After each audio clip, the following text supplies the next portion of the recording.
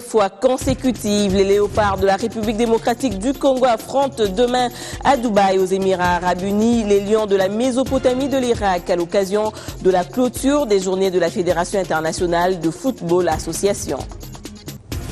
Qui parle mieux de la femme a été le sujet du jeu concours organisé par votre chaîne B1, auquel ont participé présentateurs et animateurs de différentes maisons audiovisuelles en vue de marquer la fin de ce mois de mars dédié à la femme. L'enquête parlementaire menée par 15 députés sur l'interpellation des activistes encore retenus entre les mains des services débute aujourd'hui afin d'élucider cette affaire dont le fond présenté comme lié à une tentative d'insurrection est ignoré du large public. 15 députés constitués en commission débutent aujourd'hui une mission d'enquête auprès des services des renseignements et des instances judiciaires en vue de connaître les raisons de l'interpellation des activistes de la société civile accusés d'avoir tenté de fomenter une insurrection dans la ville de Kinshasa. Leurs collègues sénégalais et burkinabés poursuivis pour le même motif ont été relaxés et expulsés il y a 2 semaines. On sera fixé après l'enquête parlementaire. Les peuples autochtones ont réaffirmé leur volonté de surmonter des préjugés dont ils s'estiment victimes de la part des autres peuples par des résolutions sur leurs droits à l'issue de leur festival international clôturé hier à Kinshasa. Un véritable appel à s'opposer contre la discrimination et la marginalisation. Suivi. Une option corrective vient de s'imposer dans le concept population autochtone pygmée. Les stéréotypes à la base de la marginalisation et de la discrimination seront désormais transcendés par la mise en valeur de savoirs endogènes. Détenteurs des atouts incommensurables de l'équilibre écologique, les autochtones sont reconnus comme le premier gestionnaire de la forêt avec la maîtrise géostable. Cette disposition démontre tout le mérite de la 10e édition du Festival international des peuples autochtones tenu à Kinshasa. Notre constitution garantit l'égalité de tous les citoyens. Donc les pygmées aussi bénéficient de tous les droits civils et politiques comme tous les autres Congolais. Et aussi, nous attendons la loi qui va être discutée et adoptée au Parlement au cours de cette session de mars. Je crois que c'est après l'adoption de cette loi que nous allons élaborer un programme de travail parce que je vois qu'ils sont très bien organisés. Aujourd'hui, nous luttons pour la préservation de nos forêts et nous ne pouvons pas lutter pour la préservation de ces forêts sans pour autant participer ceux qui y vivent tous les jours. C'est un long processus qui est amorcé pour renforcer et établir un partenariat PA, société civile et INS pour un recensement de ces derniers. C'est en raison de faire un échange culturel de nos problèmes à voir solution et aussi influencer le gouvernement congolais pour notre loi que nous avons déposée, puis c'est signé, qui l'adopte. Il faut toujours commencer quelque part. Ça prend du temps, mais pour construire un immeuble et pour faire grandir un enfant, on commence par le commencement. Je pense que le premier pas est toujours le plus difficile et on peut être découragé, mais d'une manière générale, ça s'est relativement bien passé. À mon avis, il faut maintenant continuer le dialogue. L'on espère que ces cogitations permettront cette question fondamentale de l'accord de la dignité humaine au peuple autochtone.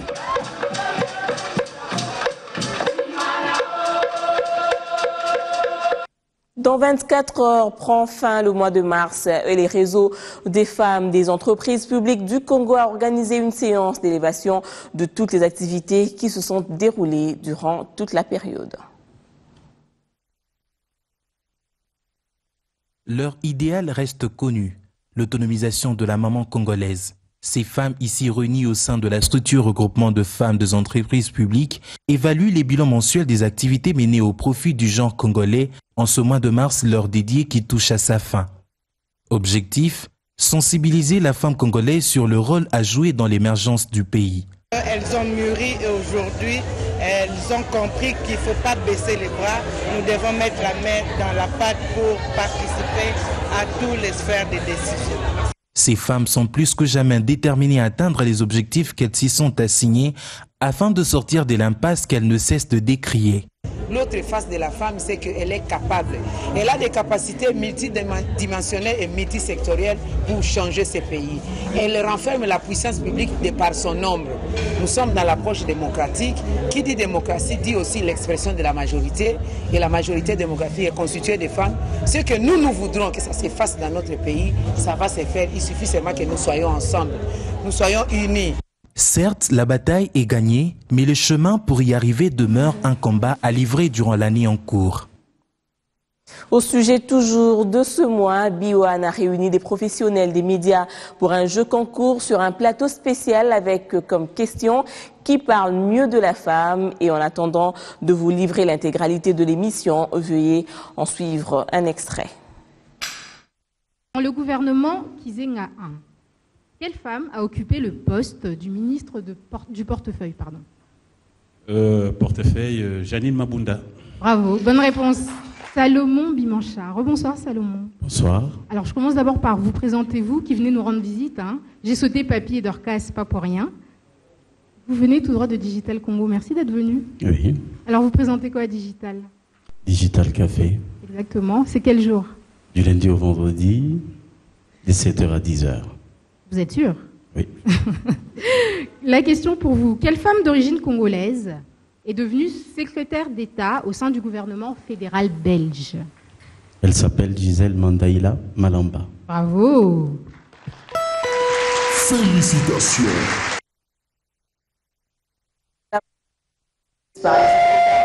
L'entreprise CleanMag RDC, détentrice d'une nouvelle technologie basée sur le magnétisme, est allée présenter celle-ci au ministre de l'Environnement et Développement durable qui s'en est fait une idée.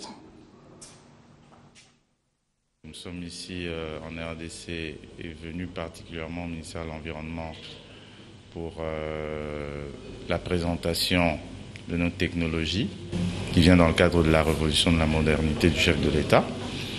Et pour surtout soutenir soutenir les difficultés de pollution et maîtriser ces pollutions ici dans notre pays.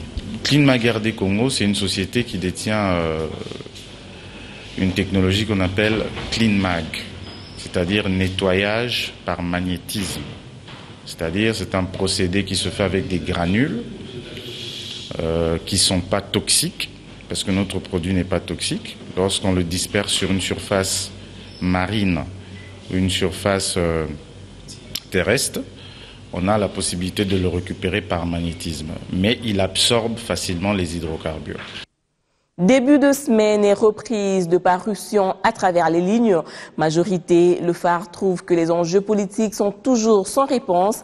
À 14 mois du dépôt des candidatures pour la présidentielle, les lignes auraient dû déjà commencer à bouger en termes d'expression des ambitions des présidentiables. Concrètement, des candidats potentiels à la succession de l'autorité morale auraient pu déjà se manifester, même si au niveau de la hiérarchie, on estime que l'heure n'a pas encore sonné pour discuter de l'après-Kabila, compte tenu du vide du vice successoral qui s'accroît au fur et à mesure que l'on s'achemine vers la présidentielle. L'opinion est que les cadres de la majorité ne seraient pas totalement libérés du charisme d'un leader qui a du mal à se susciter au dauphin. Les conditions de vie des journalistes de la presse écrite du Katanga, rapporte la nouvelle dépêche, laisse à désirer. Allez-y comprendre, une province aussi riche qui manque d'imprimerie, c'est tout le paradoxe.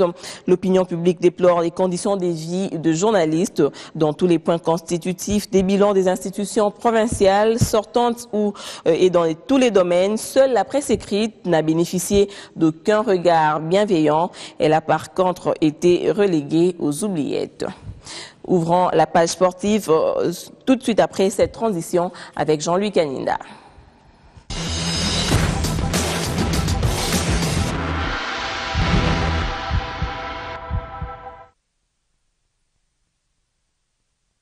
D'abord, la semaine FIFA qui se clôture demain pour le 11 national de la RDC avec la rencontre RDC-Irak. Lors de la première rencontre jouée avant-hier, les Léopards se sont inclinés face aux Lions de la Mésopotamie sur le score de 2-1 aux Émirats Arabes Unis. L'objectif était d'étoffer l'ossature des Léopards pour d'autres échéances. Alors Jean-Louis Kaninda, l'appel du sélectionneur a-t-il été suivi par les binationaux de la RDC?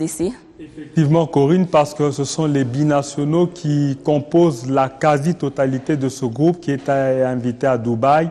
Sur les 28 appelés, 17 ont répondu présents et les absents avaient été suppléés par un nombre qui tourne autour de 7 joueurs locaux, dont 2 de Mazembe et 5 de l'AS Club. Mais la preuve est que même le buteur congolais, Paul José Mpoku, est un binational et lui et ses coéquipiers ont répondu présent. Donc c'est un franc succès pour Jean-Florent Ibenge.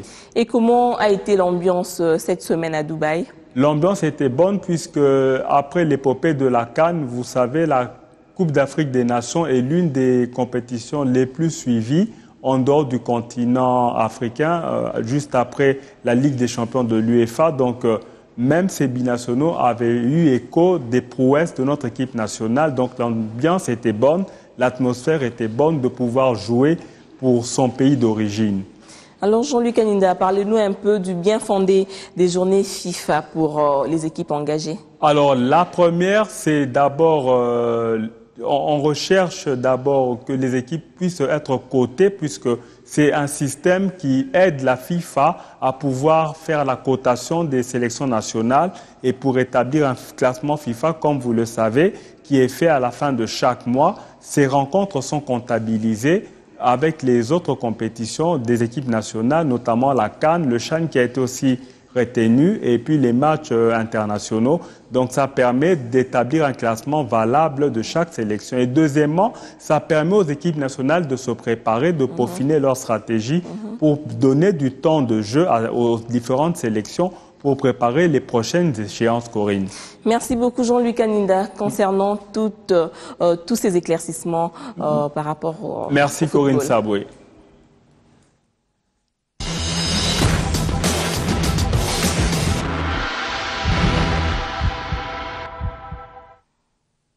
En volleyball, la Ligue de Kinshasa a clôturé hier la 4e journée au terrain Makassa Olympique de Bandalungwa. En premier match, New Mwangaza a eu raison de Free Boys par 3-7-1,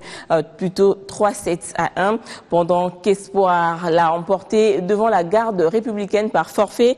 3-7 des Free Boys par 3-7-1, pendant que l'Espoir a emporté devant la Garde républicaine. Confédération africaine de football a organisé du 23 au 28 mars dernier un séminaire pour entraîner ici à Kinshasa, au siège du comité olympique, une formation assurée par le directeur technique national du volleyball camerounais, Blaise Mayan Rignot. En athlétisme, les membres du comité exécutif de la Fédération du Congo ont supervisé hier la 2e journée du championnat de détection des performances au terrain Shark 11 pour pousser les athlètes à donner le meilleur d'eux-mêmes. Le président de la Fédération a remis des tenues à ceux qui s'étaient distingués. Culture avant de nous dire au revoir. En attendant d'ouvrir grandement ses portes en août prochain, les organisateurs de la 3e édition du Festival international d'humour de Kinshasa, dénommé Toseka, ont offert le week-end un avant-goût de la fête à venir. C'était une sorte de restitution de l'atelier de formation en cours. La scène était bien préparée et l'humour au rendez-vous. Revivant un brin de spectacle dans cet extrait choisi par Guilain Kabalunzi.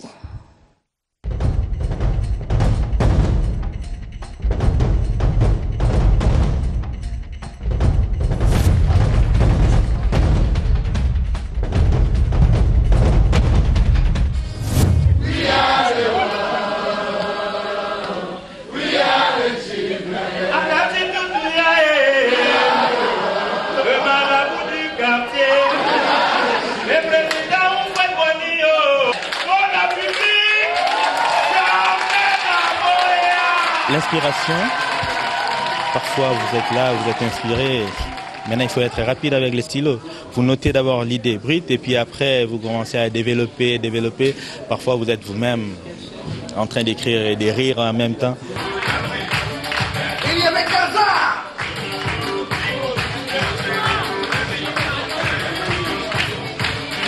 Il y avait Félix Kisabaka. Mesdames et messieurs, l'atelier de Fonseca vous salue. Vous êtes déplacé, je trouve qu'on a fait deux représentations assez